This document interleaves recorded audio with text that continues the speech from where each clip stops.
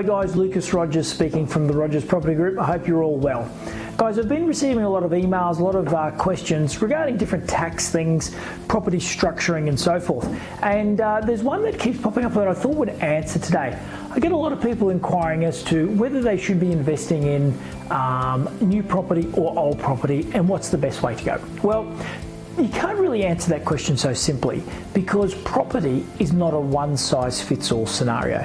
New might be good for some people, old might be good for other. But what are the criteria which will suit some and not so much suit others? Well, I'll run through that quickly and give you a bit of an idea. So if you're on a high taxable income, or relatively high taxable income, but I would say that would be $80,000 a year plus, well, you may want to consider going for a new property. The reason why new property is a better investment structure for somebody who's on a high taxable income is because of the fact that there was tax reforms back in 2017 where they disallow a major portion of depreciation deductions on second-hand properties. So what that means is if you buy a second-hand property, well, you're going to be missing out on a whole lot of depreciation deductions that you would have gotten if you had something that's new. And this is anything that you've purchased post 2017.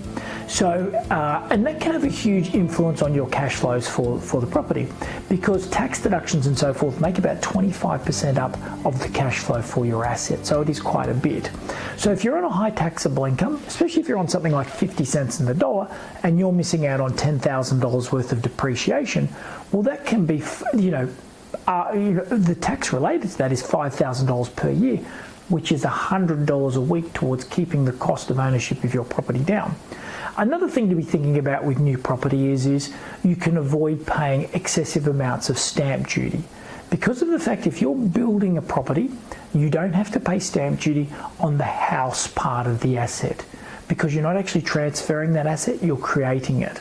The only transfer fee or stamp duty that you pay is on the land portion.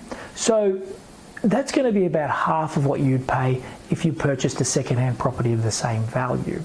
Now, having said that though, new property doesn't suit everybody. If you're on a relatively low taxable income, and I would say anything sort of below $80,000 a year, if that's your income, then I would suggest that you have a think about getting something that's second-hand and maybe looking at doing some renovation projects on that particular asset to maybe bring the value up and try and increase the cash flow of that asset. Because of the fact that the depreciation deductions and tax deductions in general, if you're not on a high marginal rate, well, it's probably not as important. So there's some of the things to consider. With second-hand property, there is a lot more maintenance issues. There's no doubt about that because I have both second-hand and new, and I know second-hand definitely carries a lot more maintenance problems. But if you're somebody who has time to be able to fix that, then maybe that's the right thing for you.